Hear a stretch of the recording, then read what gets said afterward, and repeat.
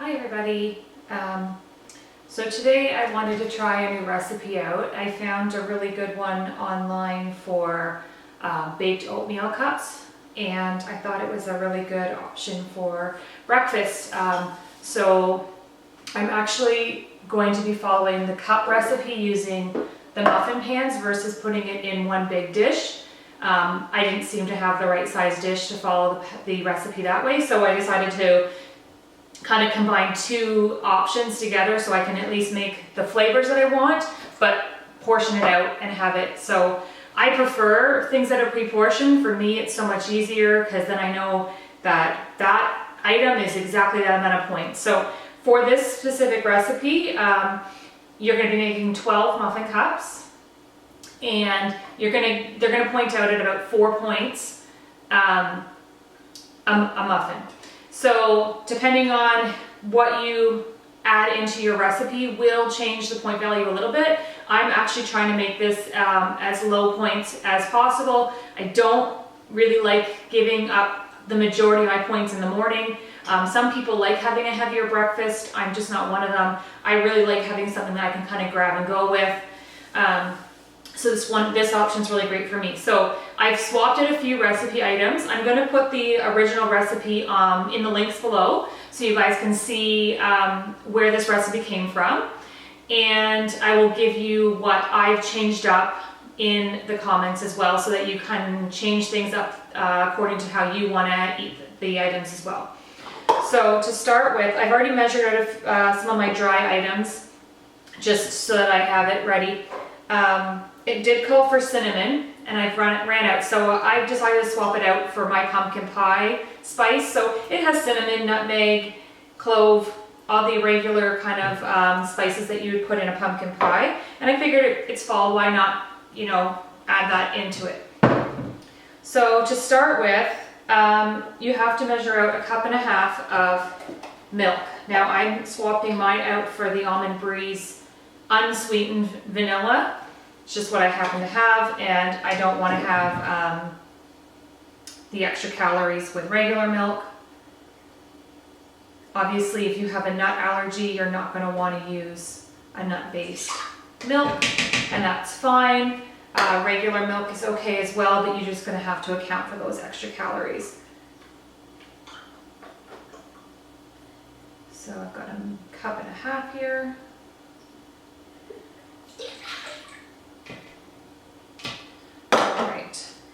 Next, I'm to add 2 large eggs. So I've got those here as well. 1.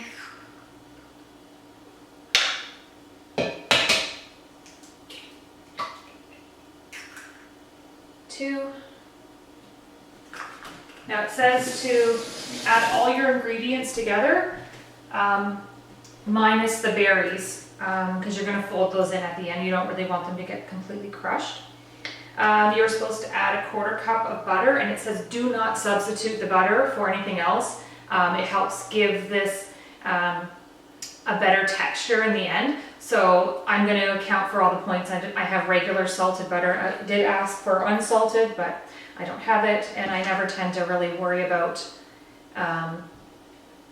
having salted versus unsalted personally. With most of my recipes, I don't swap that out. If you find things really overly salty, you're more than welcome to maybe omit the salt from the recipe if you don't want to add if you have salted butter. So that's always an option as well. Next, you're supposed to add 1/4 cup of unsweetened applesauce or mashed bananas. So I do have that here. I'm just grab my 1/4 cup. So I've already pre-mashed my bananas. I have more than 1/4 cup in here, and I will explain to you why I do in a second. So I'll add in my 1/2 cup, and then I'll give the explanation for the rest. So there's my 1/2 cup, or 1/4 cup, my mistake. So in this recipe, it actually asks you to add 1/2 cup of maple syrup, or you can add honey. I don't want to account for those points. It would make them about 7 points a cup if you add them in. If you have like a sugar-free maple syrup or any of those light ones, by all means, you can add that into the recipe. So instead of the half a cup of maple syrup, I'm actually going to add another half a cup of bananas. Bananas are naturally sweet. They are 0 points. So for me, it's a win-win. I feel like this will be a good recipe and it will turn out fine. So I'm going to add another half a cup of mashed banana in. And I have more than half a cup of banana here. So let's just see how much this measures out to. So I've got, that's another half cup, and I have remaining of mashed banana. I really don't want to throw it out, so I'm probably just going to add it in anyways. It ends up to be slightly under 1/4 of a cup, so I'm adding, instead of half, I'm adding 3/4 of a cup of mashed banana. Next, lost my recipe, 1 second. Next is the spices. So I did a teaspoon of baking powder, not baking soda, make sure it's baking powder. Sorry, getting messages from my son's school. But it was a teaspoon of the ground cinnamon. I again added the pumpkin pie spice and then 1/4 teaspoon of salt. I did add it. I am definitely a salt fiend, so I like my things salted. So I add that in, and then I have to add in a teaspoon of pure vanilla. I know my almond breeze had vanilla in it, but I don't really find it gives much flavor, so I'm going to measure a teaspoon of vanilla. These are half, so there's 1 teaspoon.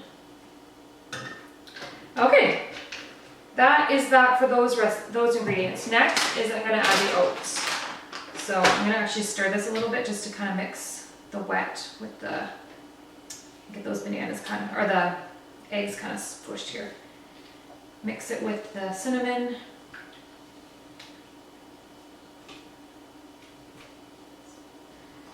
All right, that's all mixed up. So now I have to add in 3 cups of, where is that part of it say? 3 cups of oats. So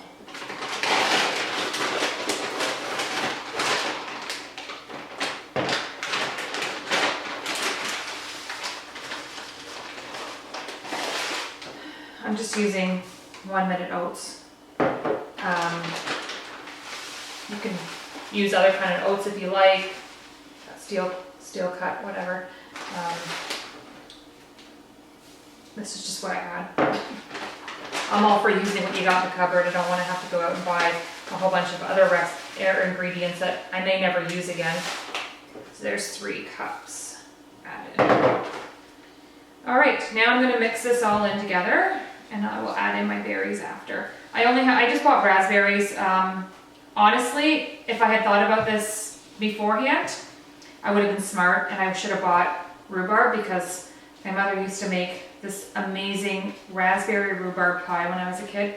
Not strawberry, but raspberry. And it was, and it still is, my favorite pie ever. And I thought, oh, if I had thought earlier enough, I would have bought some frozen rhubarb. We have the Almost Perfect store in town, and they sell frozen rhubarb there. So next time, but you can add whatever berries you like. You can add blueberries, strawberries. They all will work fine. I like the tartness of a raspberry. Blackberries. Make it like a triple berry kind of muffin cup. Okay, so that's all mixed. All right, last I'm going to add in my raspberries. Oh, I see one that's got a little leaf on it. Do not want to eat the leaves. I did wash these, so they're already all washed. And I just put in a pint, or half a pint, I don't know. I never know. 6 ounces of raspberries. Their leaf. Guess it's a little bit extra fiber if I leave it in. And I'm just going to fold that over.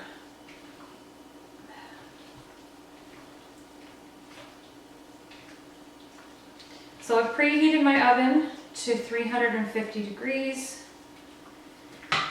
And says to spray your muffin tins. It says you can use muffin liners, but these cups will probably stick to the muffin liners as well. So I'm going to opt not to use it. It means there's a little bit more cleanup, but we'll try it out. So I just have like an olive oil or extra virgin olive oil spray. I'm just going to give them each a quick spritz.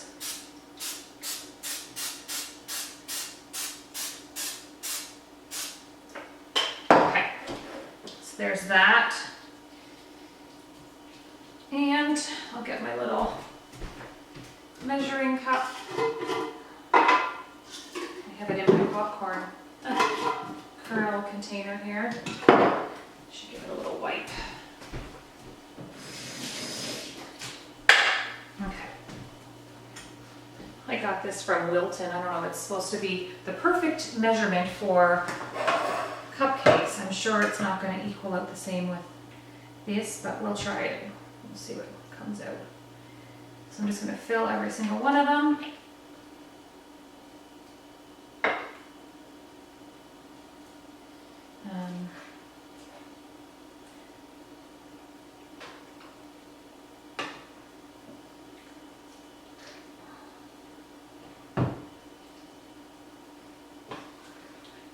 Really looking forward to those berries in here. I feel like that would give it a really good little pop of flavor.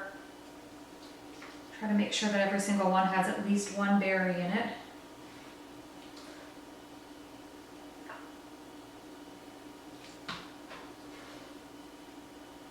Definitely gonna have more than I need of batter here. I need to add a bit more in each one. I don't feel like they're gonna necessarily grow like a cupcake would, so you can always add a little bit more into your muffin tins. Yeah, I definitely have more than enough here, so I'm going to add a bit more in each one so it kind of tops them up. That one only got one berry, not more than one in each one. So you guys have to tell me in the comments below if you've made this recipe, how you liked it, what you guys did to change it to accommodate your tastes. I really like to hear everyone's opinions, and it's always great to like bounce some different ideas off people. You always can try something new. It's always exciting to have a new flavor in the house. I do not like blueberries, so I don't think that would be something that I ever put in my muffin tins, but if you love blueberries, I'd love to know how it tastes for you. This one needs a little bit more here. All right, that is perfect. So it's gonna be a little bit wet. It's not gonna be like super sticky and stuff, so. All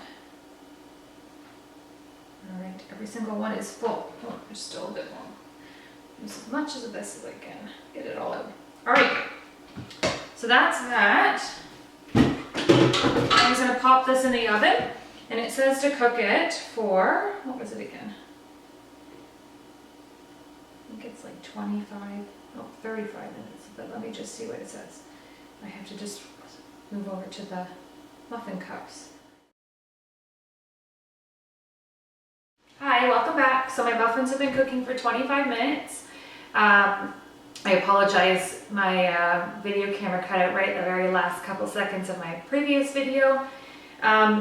So they bake 25 minutes at 350 degrees, and it says to let them cool for 5 minutes. I'm noticing that mine seem a little bit moist around the edges, probably because I added the banana instead of the maple syrup, but that's fine with me. They'll probably still taste just as delicious. So after they've cooled for 5 minutes in the muffin tins, I'm actually going to transfer them onto a cooling rack. They said that you can add Greek yogurt or just regular fat-free yogurt if you want to have as a side with it. It's a great option for breakfast. If you're a Weight Watcher member, it also doesn't add any extra points to your day if you have the fat-free version of either yogurts. So that's it for now. I hope you've enjoyed this recipe, and I look forward to